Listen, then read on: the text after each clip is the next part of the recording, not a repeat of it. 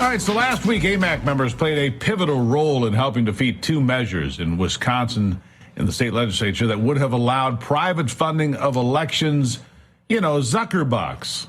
And they wanted more Zuckerbucks, did the Democrats. Well, it would severely undermine election integrity. And guess what?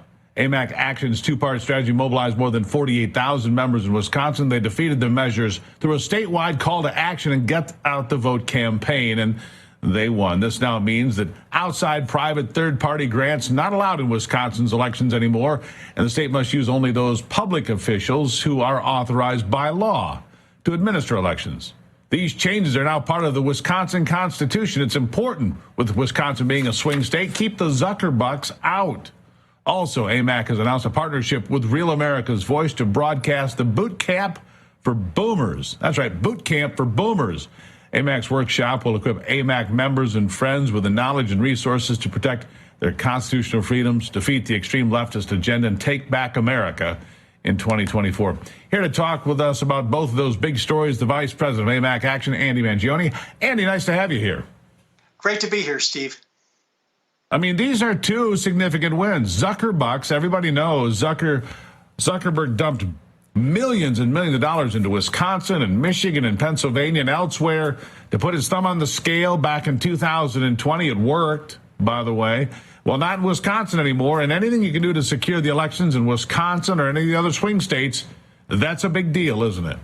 Absolutely. In 2020, through Mark Zuckerberg's Center for Technology and Civic Life, he pumped millions of dollars into Democrat strongholds, large urban areas, and the strategy worked.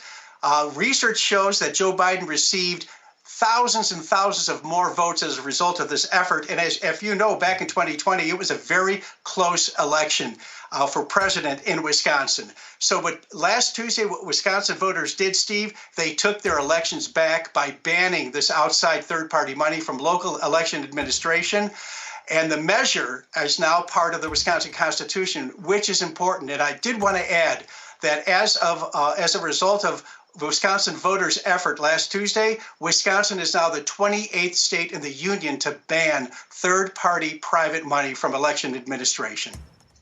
How many of them are swing states, though? I mean, I don't know of the other seven, but this is important, really important to me. How many other swing states have said no more Zuckerbucks?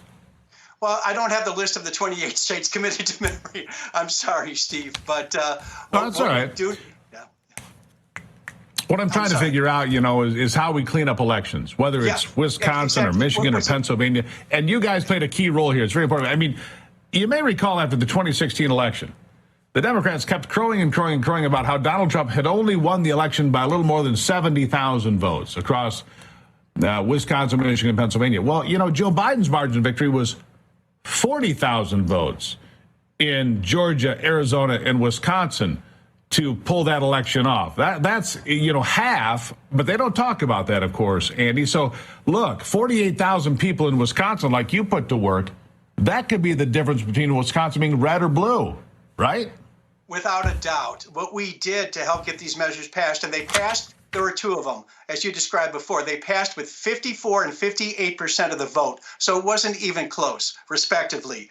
We put out a statewide get out the vote. We did this before Election Day because early voting had already started. We explained the consequences if these measures were not supported, and we encouraged our members to vote early. Then we followed that effort up with a statewide AMAC Action chapter meeting to have our members get together virtually. We detailed these measures again. We gave our members talking points, people that were participating in the meeting. We encouraged them to talk about these issues to their families, to their friends, to their coworkers, people they worship with, anyone in their social circles, and they took the marching orders and they got the job done.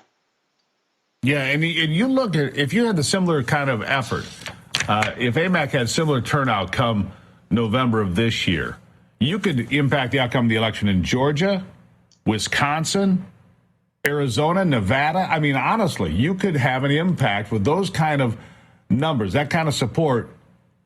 AMAC has the political power and the political muscle to make a big difference. That's why I encourage people to join every day, Andy. Well, I appreciate that, Stephen. You're absolutely right. We average about 5,500 members per congressional district. Our membership will follow a state's population. So as you can imagine, we've got over 90,000 members in Ohio, hundreds of thousands of members in California, big membership in Texas and Florida. And we mobilize these people to the best of our ability, to our members to the best of our ability to get them engaged. And that's one of the best things about joining AMAG. You can become a citizen advocate because you get AMAG action as part of the member benefits. Right. Let me ask you one more thing, and that's something I mentioned off the top here, shifting gears just a little bit. Sure. Because I hear this boot camp for boomers is quite a deal. It's coming up here pretty quickly. What is this boot camp for boomers? It's April 24th in Bucks County, Pennsylvania. It's in Morrisville. Tickets are only $12. And we've got a dynamic lineup of speakers and panel discussions set to go. We're going to be talking about election integrity. We're going to be talking about citizen advocacy, the perils of immigration, as well as the radical transgender ideology that's infiltrating our schools and affecting our children. It's only $12 to join, or not to join, but to get in. We did one of these in Florida, was very successful, and we're looking to taking the show on the road in Bucks County, Pennsylvania on April 24th. Yeah, it's not much more to join AMAG. You said $12. It's not much more than that. It's one of the most affordable, common sense things you can do, and that's joining AMAG like I did here a few months ago. Andy, thank you for being here. My pleasure, Steve. Always great to talk with you. Greatly appreciated, my friend. Good work. Way to get something important done in the state of Wisconsin.